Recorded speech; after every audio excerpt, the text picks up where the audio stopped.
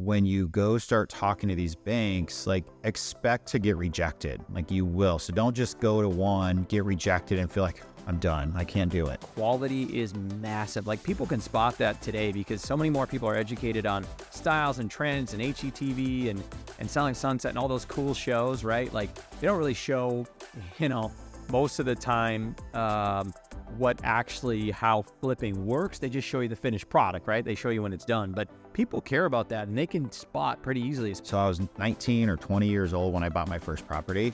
And because you went to some seminar. And they said I went to I literally got a credit card. I was 19, signed up for a Chase credit card. Koby Sway here with Adam Bradley. Like always, today we're talking about Instant Offer Part 2 because we left some on the table last time, some topics we wanted to talk about, mainly on the financing, banking side. How do you afford to buy a house, or how do you finance the costs? There's a huge part there I think we left off. So yeah, why don't we dive into that right away? Yeah, so I'll kind of break down like what Stacy and I do and like what we do when we do deals. Sure. And then we can kind of like go off of that. So, whether you're like just starting to invest or, I had a client text me this morning who they have they're towards retirement and they have a bunch of cash sitting in the bank and they want like more passive investments. So we'll get in that too. But wherever you're at in life, there's always a spot for you. Everybody starts somewhere. Yeah, totally. So I operate from OPM, other people's money. And so I prefer to finance as much as I can.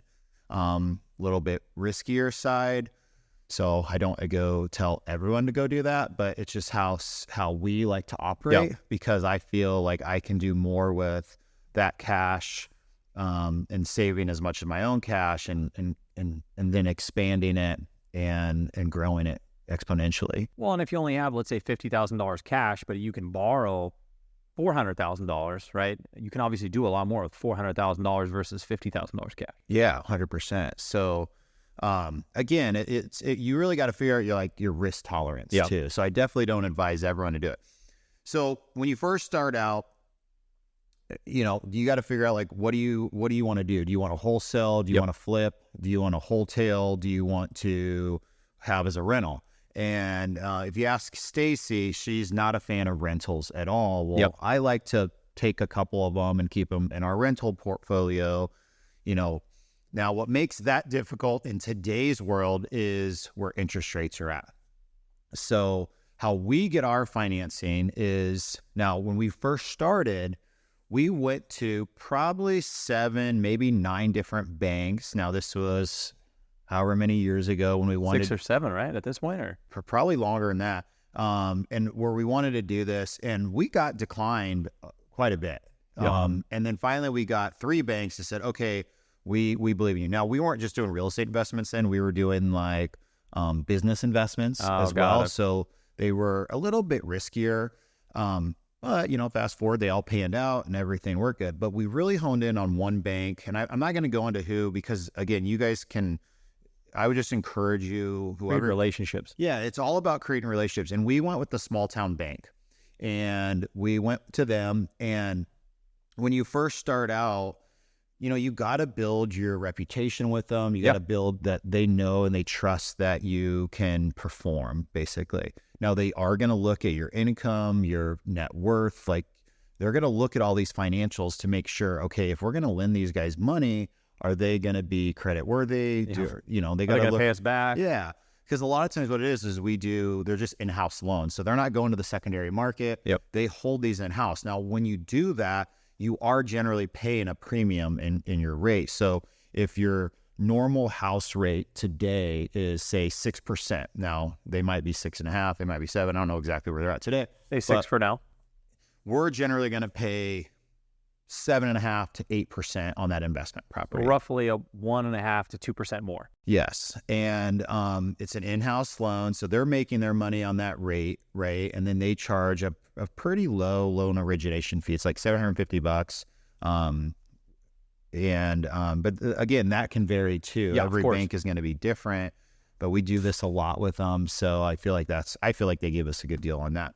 And so how we do it is we will purchase the property and they will give us 85% of the loan value, of the appraisal value. So what that means is if the house is appraised at $100,000, we'll get $85,000. They'll give you $85,000. Yes. And let's say we buy a house for $85,000. Yep. And it appraises at $100,000.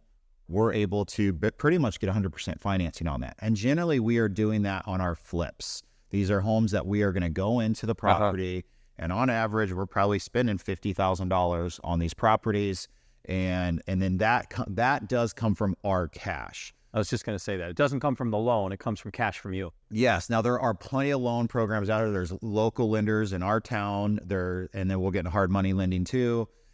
There's ways, because, for your first start out, you're like, okay, that's great. You're essentially getting 100% financing. But if I got to go put a bunch of cash into it, how do I do that? Right? Exactly. So that's why I would say, hey, maybe try wholetailing or wholesaling, or, you're quickly selling that and making a quick 10, 15, whatever $1,000 profit you're making. And then you're slowly building up cash so where you can then go start doing flips. And just really quick, sorry to stop you. Wholesaling is you find the property, then you take the note, if you will, essentially over to someone that will buy it.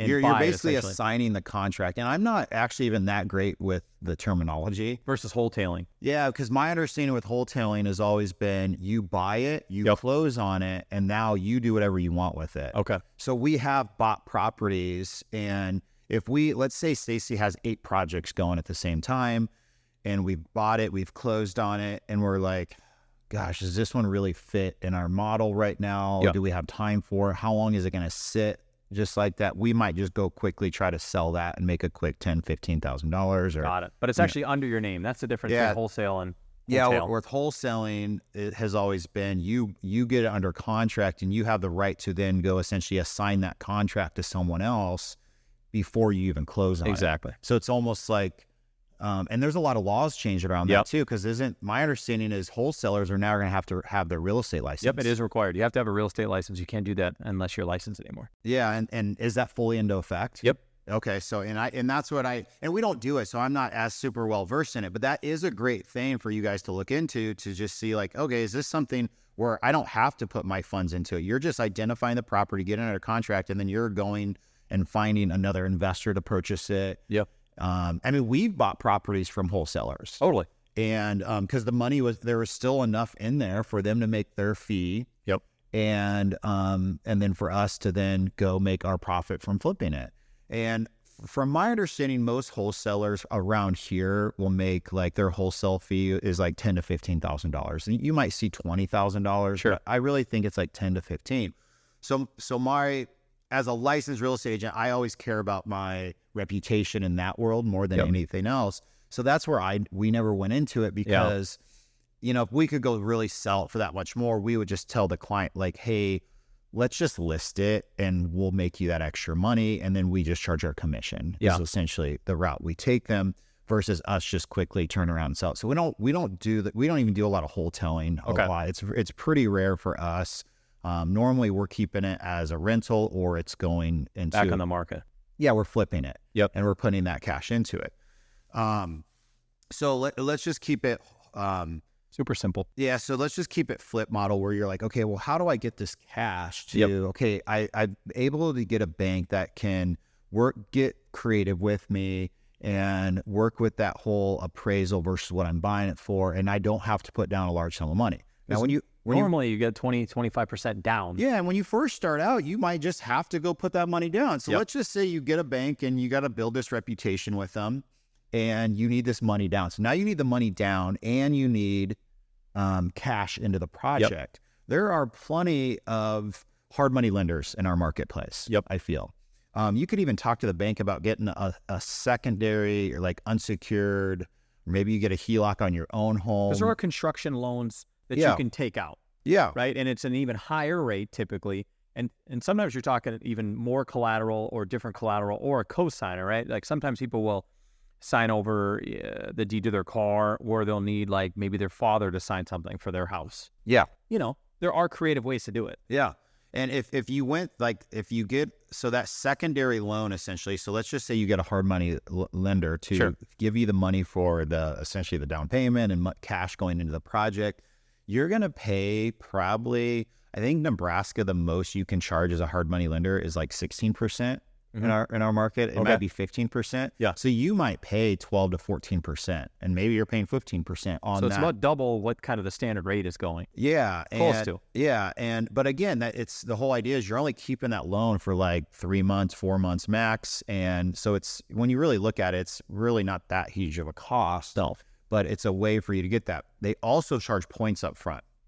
Most of them charge a point to 3 points up front. Okay. So if you get a $100,000 hard money loan, you're going to pay what, $1,000? $1,000 and up to $3,000. Yep. Just, and that's just money. Think of it. That's just like a closing cost. Like that's just money that they get to give you the money, and then they charge that higher rate. Almost like an earnest deposit, if you will. Well, no, because earnest deposit's technically a credit to you. Oh, you're a good point. Closing. Sorry, It's just scratch that. It's just a loan fee. Yeah, you're it's right. It's just a fee to get Just the a loan, loan. basically, and that goes into their pocket, and it's just. But it shows you're committed to paying them. It shows that you have money. Yeah. And there's something to do with a contract. When you bring money to the table, it shows your commitment. When you got skin in the game. Yep. Which is probably why they charge points up front. Yeah, and they're in business too, because some of these guys this is their source of income. Totally. So they might have $3-4 million out on hard money lending, and it's their income. It's how they're living. Well, and there's a lot of small businesses that don't qualify on a traditional and do this today in Omaha. So this isn't just for this, but hard money is a real common trade today. Yeah. Yeah, so I would definitely, and there's so many things, like there's family offices. That's generally, to get into family office money, you got to be connected and you got to be doing large numbers. Yeah. So I would just go to like a local hard money lender, and they're national too. Yep. Where you get that loan to, again, you're putting that cash into the project to do it. Stacy and I, we've been fortunate enough where we didn't have to go down that path, because we were able to just, you start doing one or two of them, and then you start funding that money, funneling it back into your account. And then that's the cash that we keep using that too. And then we just grow our money that way. Now there's always risk, right? And I think we talked about this on the last time, like there are times where you may lose, and that is, we're not financial advisors of any kind, but you have to know the risk and to doing this. So making sure that you're doing your homework, and like, what is your risk tolerance? And then also like, okay, is this home really worth this? You got to check the market too. Like what do we feel like the market's going to do over the next 4 months? What are we going to, even like people will watch like who's going to get in for president too. Yep. To see like, what's that going to look like too. And so you got to really know, like, or have a gut feeling. So talk to a real estate professional if you're not licensed. If you are licensed and you're doing this, like hopefully you have a good idea of what you can expect. And from what we've found, when you're flipping, people will generally pay a premium for a nicely redone property. Yep. And and making sure that when you are doing the flip, like you have good work being done, like good quality work. So then you're not sitting on a product that's like hodgepodge together. It needs to be trendy, needs to be today's style, to where you can secure that you will get that money back at the end of the day. Well, and it's, who's doing the work? Are you doing the work? Are you paying somebody to do the work, right? And then it's time. That comes down to it. But you're right. I mean, houses typically will trade or sell, if you will, faster at different times of the year. So you have to know, like, if you have a hard money loan, or you've got a lot of money that's out there, and let's just say you have a estimated cost of $50,000 for repairs, and you've got a loan of $100,000, right? And then you also have to figure out, when is this going to be done? Well, let's say it's 90 days from now. Is that a good time to list the property and get the most? Or maybe you're going to list, let's say traditionally in the winter time, it's a little bit slower, January, February, March. If the home gets listed, then can you carry the spread, and how much will that eat into your profit for those additional months? Yeah. Right? Well, yeah, like we closed on one and got some stuff done to it, and we're still sitting on it right now. We're going to wait till after the holiday to list it, because 4th of July is coming. We're just going to assume that it's going to be a little slower, so we'll just wait and drop it mid next week to, after the holiday. Because things do move fast, but it depends on the price point. It depends on the area. And like you said, like what Adam is talking about is the quality is massive. Like people can spot that today, because so many more people are educated on styles and trends and HGTV and Selling Sunset and all those cool shows, right? Like they don't really show, most of the time, what actually how flipping works. They just show you the finished product, right? They show you when it's done. But people care about that, and they can spot pretty easily, especially if they hire a real estate agent to come in and they do an inspection, right? I mean, an inspector is going to find some of these shoddy jobs. Yeah. So like if you're cutting corners, you're not going to get the price you want. And don't rely on Zestimate or a Zillow estimate, because that's not very accurate. Look at Zillow. They didn't even, they struggled themselves, and they had some problems in the last year or two with it. So don't rely on, oh yeah, everything will go up. The neighborhood's selling at $250 and my house I got for $160, let's say all in. Well, what is going for $250? Is it the same bedrooms, same bathrooms, the kitchens, the remodels? And then also think about like the street or the park. There's some little things that sometimes can throw it off. Like Amanda, my wife, actually just sold a property out right next to a church, and it didn't go as high as the one across the street because it backed into a church. Mm-hmm. Sometimes it's the littlest things we don't think about. Yeah. So. Yeah, and things that can really throw off too, if you're looking at a property on that too, is like making sure you're looking at the HVAC, the roof, the foundation. We've come into some doozies with foundation issues. Windows too. Windows can get very costly, and those are things that can really mess with your numbers. I mean, because the problem is like buyers expect that the roof has at least 10 years left. Yep. Windows have at least 10 years left. HVAC has 10 years left. Water heater, all those things. So if you're like looking at it and like, oh gosh, these are towards the end of its useful life. Yeah, people factor that in. Yeah, and those are things that you don't necessarily get your money back, in my opinion, because buyers care more about the cosmetic pretty stuff. So if you go drop $30,000 on windows, you might not necessarily be getting that money back on those windows. So definitely keep that in mind when you're writing an offer, securing that property. You got to factor that thing in. Yep. Well, and it depends. Sometimes the neighborhood tree roots, talking to go into a septic system or to the street, stuff like that. Like those are little things you don't think about. It's like, oh, this is an older neighborhood. We've had lots of sewer mains where we've had to redo, and that's an $8,000 to $16,000 job, depending on the extent of the work and how much dirt work they got to do, and then you got to put the sod back, and then when it settles, concrete. You got there's and then you're part of the city or the sometimes it's the sidewalk. It's like so those are all things too. So you can even do your inspection if you're buying it. But when you're first starting out, start with one. And my advice would always be go smaller. Don't necessarily go try to buy a $400,000 house where you're going to go dump $100,000 into it. Maybe start with like you're purchasing a $200,000 property. We can go dump $50,000 into it, and maybe go turn around and sell that for $300,000 or whatever that number is. Like a first-time starter house. Yeah, I think you're always safe with that, and then get your feet wet there. And worst case scenario, if you're getting to the point where you're breaking even or you're just not going to make any money, like turn into a nice rental too. Yeah. So you might have to flip your loan over. You're not doing hard money, but and then you're gonna have to start talking about the idea for us was like, okay, we build a big enough portfolio of rentals, and we might sell off a chunk of them together, or we just refinance all of them, and now your cash is in it, so you can do a cash out refi, pull out that cash, to then take that and go put it into another project too. Sure. So again, I would start with a smaller one. If you're going that flip route, so you can get connected with a hard money lender. And if you guys ever had questions, like, you guys can reach out to us. Like, we can try to get you connected with different hard money lenders in town. Or again, when you go start talking to these banks, like, expect to get rejected. Like, you will. So don't just go to one, get rejected, and feel like, I'm done, I can't do it, right? Go literally map out. And I would start with the smaller banks, like a credit union. Yeah, well, you can talk to a credit union. I think credit unions would be good for if you're going down the rental path, personally. But talk to a credit union.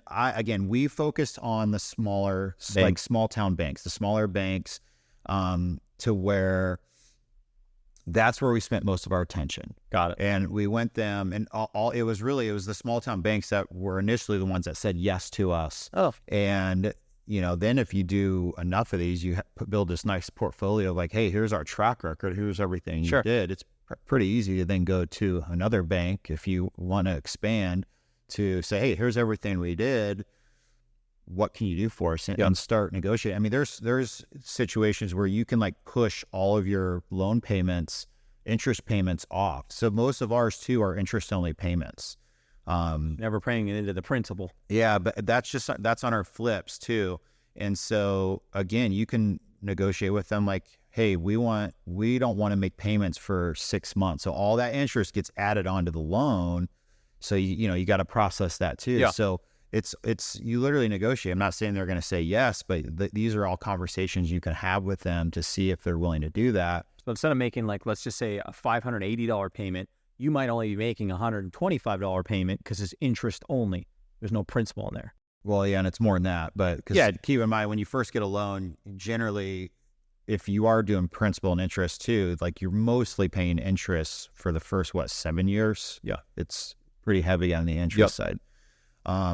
Definitely higher than that. I just was trying to keep context for the small one. Probably 1,000 versus 1,800 or something. But yeah, so again, you can ask them to push it off, but again, don't be okay with the rejection. You very well may get rejected for the first 2-3 people you go talk to. So just keep at it, and eventually you should find someone that can say, you know what, I believe in you, and be confident in yourself too. Yep. Like go in there, like, listen, I'm going to succeed at this. You probably should have some sort of knowledge research, market research done. You can't just go in there and say, you know what, I think I'm going to start flipping. I haven't really done any research on what I'm going to do yet. I'll say that. Yeah, do some research, right? You could use ChatGPT to help you a little bit. Yeah, I mean, you could probably go to ChatGPT and have them make a business plan for you. Totally. You could definitely do that. Yeah, and again, if you are like, I don't want to do the hard money lending, I want to keep it all at the same bank. There are banks our bank would do this too. We just haven't gone down that path because we haven't needed it. But you could talk to them again about doing like, okay, we need get a loan for the house, to purchase the house, and we need another $35,000 to start us with the remodel. Yep. And there are loan programs out there that do that. But again, keep in mind, you are doing an in-house loan. You still got to get them all the same paperwork. But once you're flowing, they have all your stuff. It's in-house. So they're not having to sell it to the secondary market. They don't have to go through tax returns and all that every single time. And then it's a very nice streamlined process to where it's not like you want to pull your hair out sometimes. And what he's talking about getting on the secondary market or selling it to like Fannie or Freddie is there's certain guidelines the government requires to have a loan from them. By having it in-house, they have the flexibility to not follow sometimes credit standards, sometimes income standards, bank statements. They can kind of follow guidelines that their bank has set up, and sometimes there's a directors or board that has come up with what they prefer to work with, and sometimes they prefer to work with something less constrict as a government loan. Yep. So there's a lot of benefit there. Yeah, 100%. The other, I was trying to think of like resource too. There's a lot of like investor networking groups too, and I haven't got super involved with them. I know a lot of the guys that are in those, and they, the advantage of being a part of that, you generally pay a fee to be a part of it. Like they have one here, REI Investment Group. Yeah, in town, and you pay them a membership fee. And don't hold this to me, but you're talking $50 to $150 a month, and then they have a meetup once a month. And then they have some kind of speaker every time. And then they'll have some kind of like, again, everybody in there has got some kind of trade, right? So there's a roofer there that will help you, or there's a contractor there, or again, so it's not just flippers in there. They have a lot of contractors in there that help flippers too. Yeah, and the reason why I would tell anyone to go to those, whether you're a veteran investor or new at it, is it's all like you get to see like what are these other guys doing, and it's like, oh, that's a new idea that I should try that. Yep. Or they can get you connected with their guy that's doing financing too, and start talking to them. And they're all in business. They're all doing business, so they want business. Yeah, and a lot of times too, they're like, hey, I just bought this property. It's not really in my wheelhouse right now, or maybe it's a little above what I want to do, or it's not as big as I want to do. Somebody will buy it from like someone in that group will just buy it from them too. And so there's a lot of that from my understanding as well. So I think that's what's nice too. I would definitely encourage someone to do it. I'm probably more introverted, so for me to go to those and like network is not like my wheelhouse. Yeah, it's not my cup of tea. Yeah. But that's a really good local one, and there's national ones too. Totally. Yeah. Generally, you pay quite a bit more for those. Yeah. And then you got to travel there. But those, generally, you go to those and you come back like jacked up. Like, man, this is awesome. You got this awesome energy. Like, and the other thing too, like with all the social media out there too, like there's so many cool people you can follow that just give this content out there for free to get ideas of what they're doing. I would say the hardest thing is it's not getting the money. Nope. That's generally I found that is the easiest part. Banks will always give it away. Yes. It's finding the deals. Yes. That is a challenge for us too. Like we're going to start changing things up on finding the deals too. Because at the end of the day, there are people that would still much rather do, and we talked about this a little bit last time too, but there are still people that would much rather go this route than put it on the market. Yeah. They do not want to deal with it at all. Even if they know, like we know listing it, we will get more money, but we would rather go this route. Yep.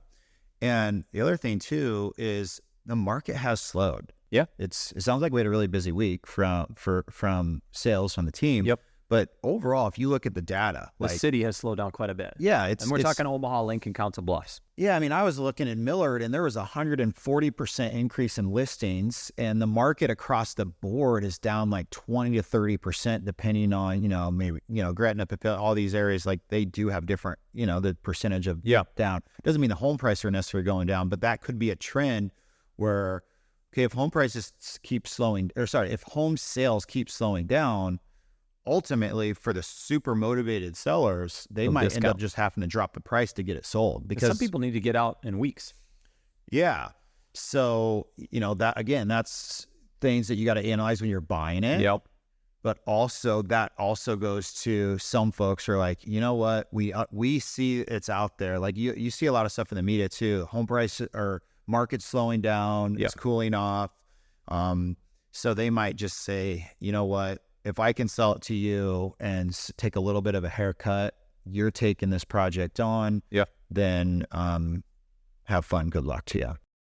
Well, it's interesting you say that, because it's our financial advisor just recently had her client event, and they had somebody there speaking about the presidential election years and how different this now through the end of the year, kind of like investments, purchases, right? Like people start to really like do a shake or a stop or a freeze, and they really want to know what's going on with the world. And it doesn't matter what politician you like or dislike, right? Like you could watch the debate and really wonder, why are we doing this? But that was an entertaining debate. Yeah, it really was. What's your handicap? So but no, there's a massive a slowdown where people are really thinking like, is now a good time? And there's a freeze. So our like I said, our financial advisor really talked about this year, every election year being a pause for about 6 months for a lot of those things.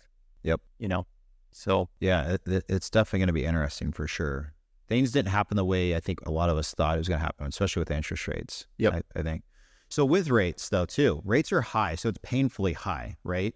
So let's say, this is how I first started. So I was 19 or 20 years old when I bought my first property. And because you went to some seminar. I literally got a credit card. I was 19, signed up for a Chase credit card. I still have that Chase credit card. I was going to say, you still have Chase. They love you. I'm a loyalist. Yeah. They love you. And so I went and bought this seminar because I knew at 19 or 20, there's no one that's going to be giving me a loan. Now, back then, they did a lot of stated income. Like how people got loans back then was insane. Like way different. Yeah, way different. 2008 has changed everything. I got loans when I was 20, and I had no business getting loans. Like no business. And, I was just starting out selling real estate. I was doing well, but still, I probably had no business getting a loan. And I think I bought 7 properties that first year. So definitely no business getting that. Again, guys, I'm more of the risk taker. I kind of like put my head down and I'll just blow through a brick wall. I'll just figure it out. I will make mistakes along the way, but that's just generally how and I never put money on this huge pedestal, like where I'm like, I don't even know how much money we have. Like I don't check my bank account to look. Now, Stacy does that, but I don't. So in a higher interest rate environment, like what I initially did, because rates back then were probably around 7. Now home prices were a lot different. Sure, they're a little bit less. But I went around and I started calling owners of properties. Primarily, I called for some of my owners. Okay. And I started asking them, like, would you consider taking payments, like seller financing or a land contract? There's different terminology. I just always use seller financing. Basically, you go to find people. You have a high failure rate. You might have to call 100 people to get one person to sell it to you this way, because most people, they're not used to it in our market. It's different. Now, other markets, it's a common thing. Yep. In commercial, it happens. In apartment buildings, it happens. Storage units, it happens. You should have a lot higher price point. Yeah, and what do you want? Do you want to get a good price, or do you want to get good terms? Is kind of like the whole thing behind that. So, and the client's the bank. The client's the bank. So you approach them, and let's say that you find someone that's like, you know what? Generally, from what I found, it was the older empty nester. They have money. They don't necessarily need that cash to go live their life. So you find someone that they don't have a loan on it, because to do a true seller financing deal, they almost can't have any sort of mortgage or loan note on the property, no lien on the property, and you get them to play the bank. So you would then work out so like my very first deal I did this way, what I did is, I think rates around the time were around 6-7%. I don't know exactly where they were. Sure. For me, if I were to go finance, it probably would have been 8 at the time, if not even more. So I gave him his price. It was $100,000. So that was the price he wanted. So I gave him his price, but I gave him $5,000 down payment. Okay. And he carried the note with a 5-year balloon at 5%. Okay. So I scrunched up the $5,000 and I turned it into a rental. I gave him the $5,000. So that is a credit to me when I go to buy. So now I have a note with him for $95,000, and I did a 5-year balloon amortized over 30 years. Yep. At 5%. Yep. And I literally every month, I would mail that check to him, and he was my bank. So I didn't have to go through any credit checks or anything of the sort. That was my way. That is probably the best way to go purchase homes in a environment that we're in today. Totally. There's sub-2s and all this stuff. I don't know much about that. Pace Morby, he pushes that a lot. He's on social media. That's very fascinating to me. So you guys might need to do your own homework on that. That's basically where you're taking over someone's already 3% rate, and then you're basically paying that rate on their behalf. I just don't know the like subleasing almost. Yeah. It's weird. It's like subleasing an apartment. It's sub-2. You're basically just taking over their payments. I don't do that. I would probably, it's something we should explore, but we're, it's lower on the totem pole to work with. Not today. But anyway, so $95,000, you had the rate. Yeah, and so that's just a great way. So if you're new into it and maybe you just started doing this, or maybe you're now self-employed, it's a great way to get into flipping or having a rental property. Yeah. Is if your current environments, because then you ask them, well, what are you going to do with this cash? If they're going to just go put it at the bank, they're secured by the house. Yeah. That if you ever default, they can take the house. They can take the house. Just like a bank does. Just like a bank. They would foreclose on it essentially. Yep. So that house is what's securing that note.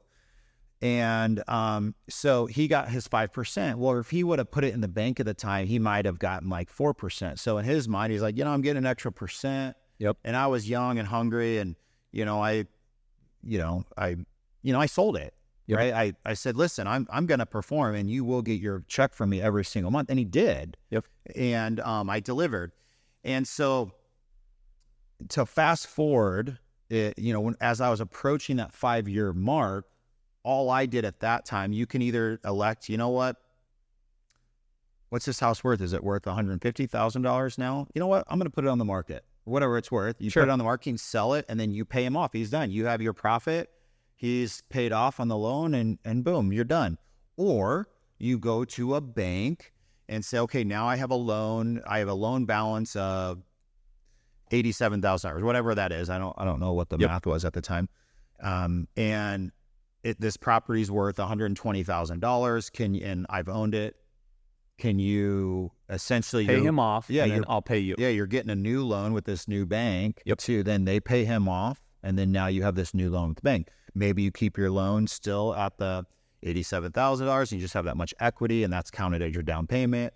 Maybe they give you 75% of the financing. You pull out that difference between what it's worth to that 75,000 or 75% amount. Yeah. Maybe put an extra $5,000 cash in your pocket or whatever that amount is. So there's different things you can do there. The hard thing when you're doing this is there's tons of directions you can go. You just got to figure out what's your comfort level and where are you going to go, right? Do you want to play bank with somebody? Do you want to go to a bank? Do you want hard money? And then it's a matter of like, what are you securing with it? Because that's what it really comes down to is you can always get a loan, but what are you securing it with? And normally they want first, what is it called? First right? So like if you don't make a payment and my bank, for example, has first right on my car and I took another loan out on my car and you're second. Therefore, if there's not enough money on the car, the second person's squeezed out. Yeah. So sometimes you run into, you can't just go out and get loans against cars and houses because everybody wants to be the first right to First take position. First position, that's what I mean. And so sometimes you run into issues with that. Yeah, and that's why you ideally need to find someone that does not have a loan currently on their property if you're going to do a seller financing deal. Yeah. You can do like a land contract or a rent to own, and that's like another great thing to do where you basically you have this option to purchase. So you almost have two separate contracts essentially.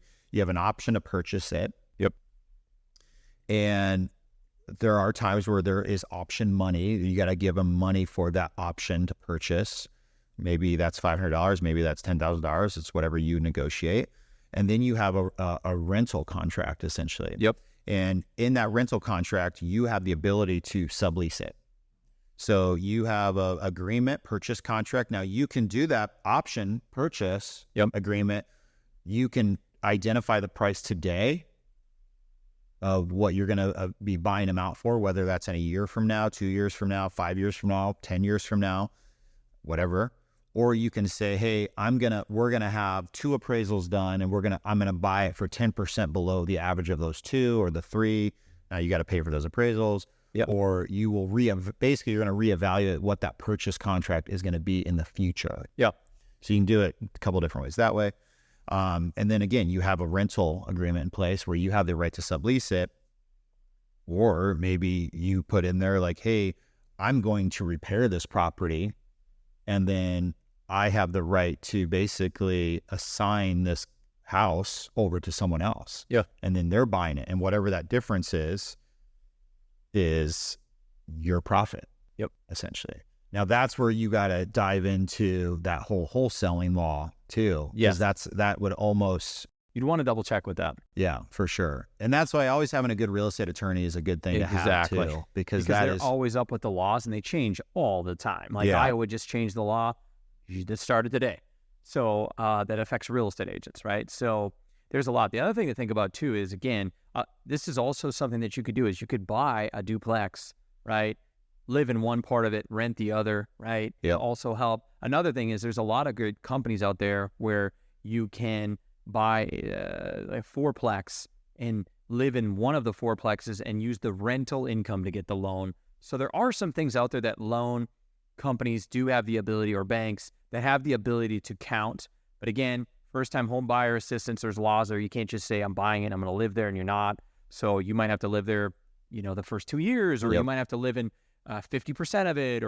So there are some laws, but the good news is like almost anybody out there today wants to help people get into their house or help them with flipping. And it's a lot more common than it was when you started, right? Yeah. So like now it's everywhere. So, I mean, if you just reach out to people, people will help you. Yeah. So again, if you're going the bank route on that, I would definitely stick to the local bank. So I say small town bank, but sure, local banks, people that are in the community, they know it. They're not this huge, massive bank. Yeah. I'd probably stay away from the Wells Fargo Chases and those. Yeah, if you're US just Bank, starting something out. like that. Yeah.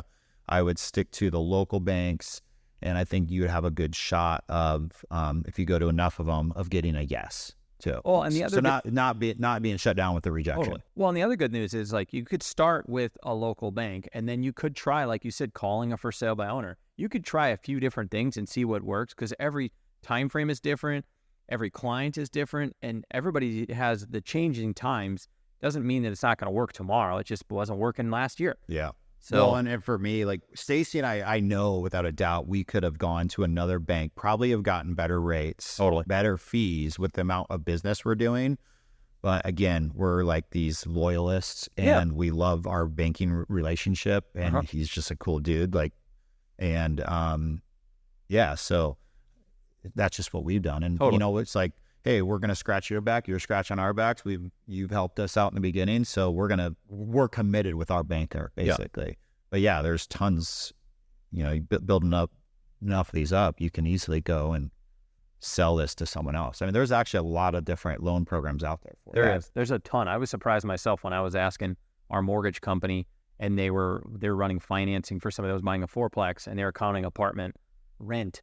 And I was like, this was fascinating. They had little to no money, and they were counting this rent to buy that. It was like future rent. Yes, future rent. Yeah, it's not even like it's not even theirs yet. Exactly. And they're counting it as their income. Exactly. Essentially. Yeah, and they're able to take. I would a loan assume it's a higher rate. Totally. Still, it is a higher rate.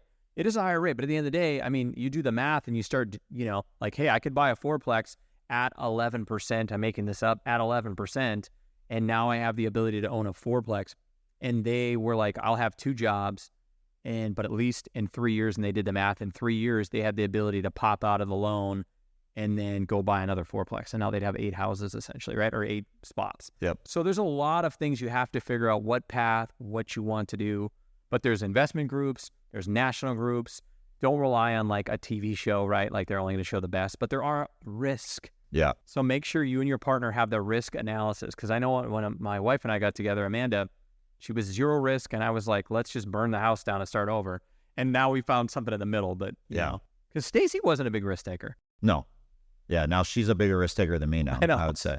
But I'm losing money. Like, it is a real thing. Like, I mean, I think this year alone, we probably, pushing $200,000 hit on between a couple different properties. That's a lot of money. Yeah, it's a lot of money. So it's not just, it's a painful amount of money. Yeah, so it's not just like, hey, you made a ton of money, but you do lose. And when you first start, you probably have more losses because you don't have the right contractor. You're not as smart. Sometimes people take advantage of that, right? So like you will have to kind of factor that in. Yeah. Right. It's all on how you buy it. That's the biggest thing and that's what's challenging. Yeah. Is on how you buy it. And so again, if you guys have questions, reach out. Like there's so many different directions we can go with this. And that's what's hard when you're talking in a 40-minute section where you know, I'd say reach out and I can sit down with you guys, go deep with it, whether you're a real estate agent, you're at a different company, you're a new investor, you're someone that has just cash. We've never taken someone's cash and invested it for them. I'm not really a fan of that. There's a lot of guys out there that do that very successfully for their, but I could probably even get you connected with those. If you're like, you know what, I got $200,000 cash into the bank. It's not doing anything. I want to put it in one of these groups and go make a nice, 10% or whatever that return is. Like there's tons. I have plenty of local guys and national guys that I do trust that I could help place that money for you guys too. And it'd make for a really good investment. Yeah. Yeah. Thanks for listening, guys. And see you next time.